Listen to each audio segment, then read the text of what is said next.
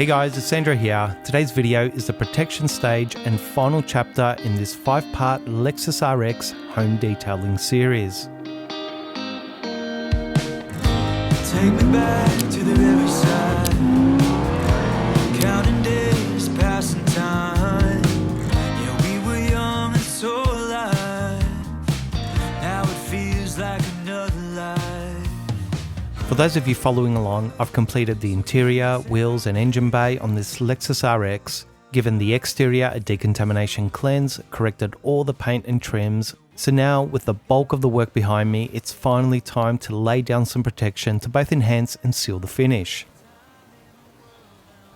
Now just before we get to the coating stage, I wasn't entirely happy with the textured black plastic moulding around the vehicle, even after giving it a good deep clean.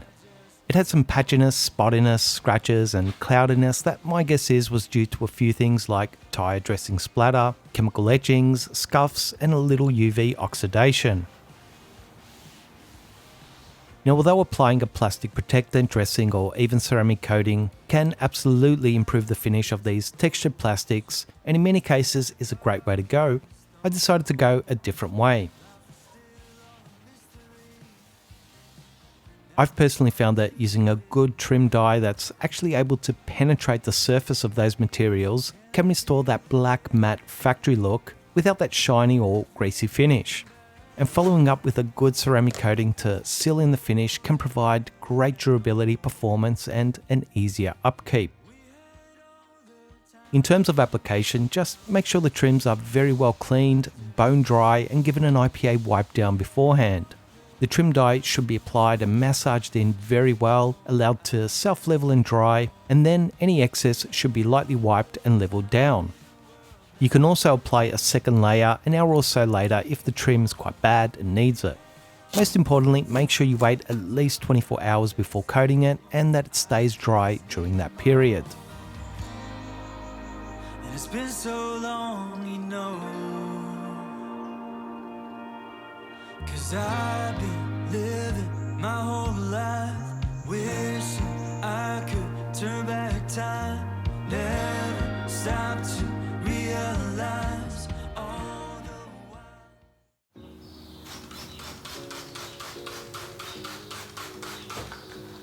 For you guys that watched some of the previous videos in this series, you would have seen me doing IPA panel wipe downs after the decontamination stage, before, during and after paint correction, and I'll now be doing another IPA wipe down of the vehicle prior to coating the paint and trims.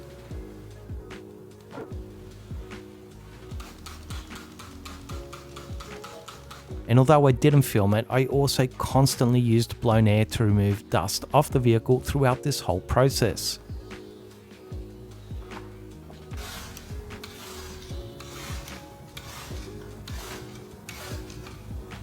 So I can't emphasize enough just how important it is to have a completely clean, bare and residue-free surface prior to ceramic coating, as this can certainly make or break the longevity of the results achieved.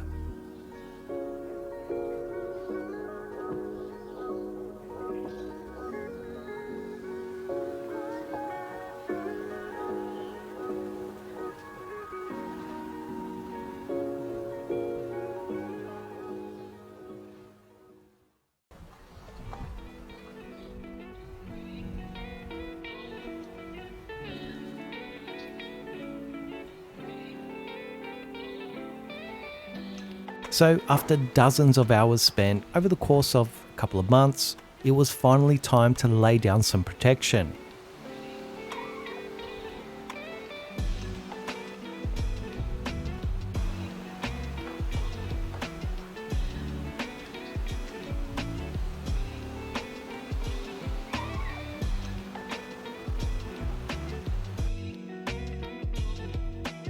Now, as I've done in the past on a number of vehicles and have had great long-term success, I'm actually going to use the same ceramic coating to coat all the glass, paint and plastic trims, and quite honestly I also could have used it to coat the wheels and wheel wells, except for the fact that I would have probably run short on product and couldn't get any more over the holiday break.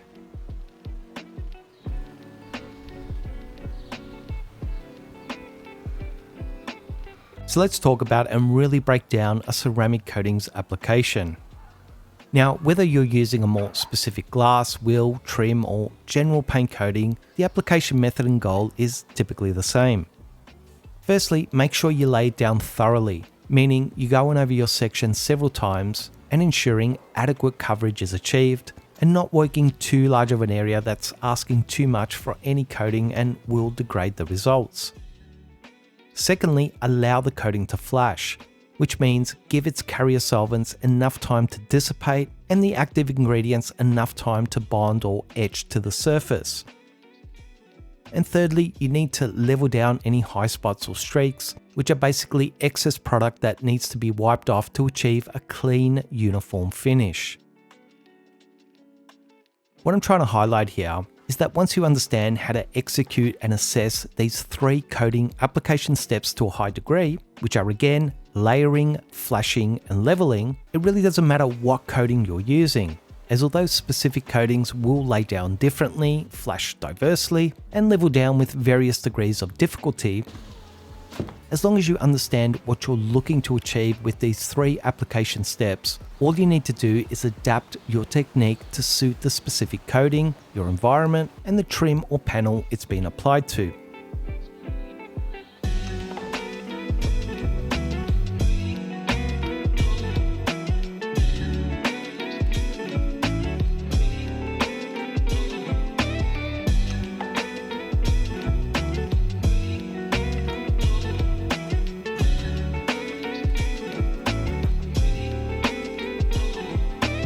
So let's talk a little about adapting your technique to different materials. With glass more specifically, and even PPF or vinyl films, I do find that I need to use less coating as it's a flatter, tighter material with next to no texture. So there's less tiny peaks and valleys for the coating to spread into. Whereas when coating textured plastic trims, I do find I need to use a little more coating as it tends to get soaked up in that texture much quicker. Car paint is typically somewhere in the middle.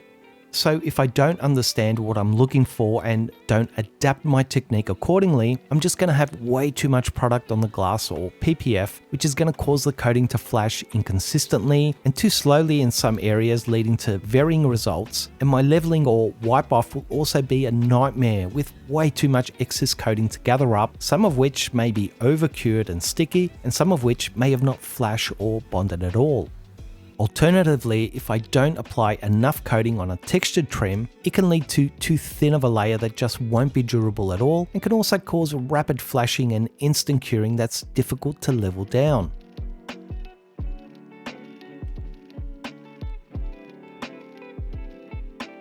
What I'm really trying to point out here is that although every coating's chemistry is a little different, behaves differently in every environment, the surface it's applied to, and with the technique it's laid down with, they're all still trying to get to the same place. And as long as you understand what to look for, you can absolutely guide any coating to its ultimate end goal, which is a well laid down, flashed and leveled coating finish.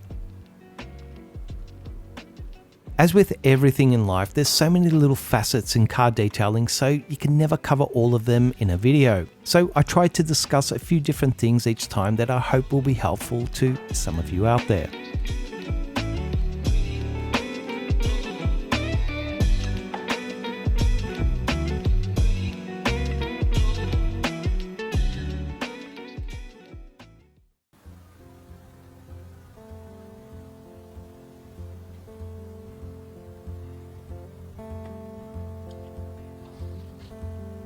Woke up this morning with the sunrise in my eyes. The primary goal of applying paint protection, whether it's a wax, sealant or coating, is to help protect the paint and trims from the elements.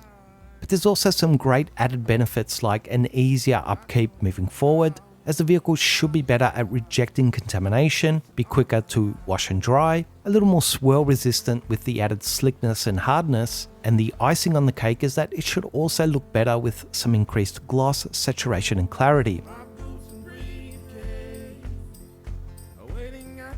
Now I won't lie, it's certainly a lot easier, nicer and less problematic detailing cars indoors at the shop, not to mention filming the process. So I can't deny that when you're in an environment that's specifically set up to do one thing and do it well, it does lessen the challenge and fatigue and increases productivity, ease, and the overall experience. Having said that, it doesn't change the end result or prevent me from achieving just as good of a result. It's more like traveling economy versus business class. You still get there just fine, but the experience is obviously different and a little more taxing, especially on longer journeys. In any case, I do hope you guys have enjoyed this 5-part home detailing Lexus RX series, and if I don't mind saying myself, I think I did an okay job. I did roll the car outside a couple of hours after coating to get some final finished footage, but the outdoor lighting was a little dull and flat. So I decided to pull the car outside again the next morning, and the lighting was a little bit too contrasty for my liking. You win some and you lose some. I'll end by saying that there's always an added bonus when you get to do something nice for a loved one, like my wife in this case. And the older I get, the more I appreciate that sometimes giving is actually more like receiving, as you get that love, honor, and commitment when you make the choice to also give it in return. But there's no immense love, sacrifice, forgiveness, and commitment like that which comes from the Father. All you have to do is let Christ into your heart.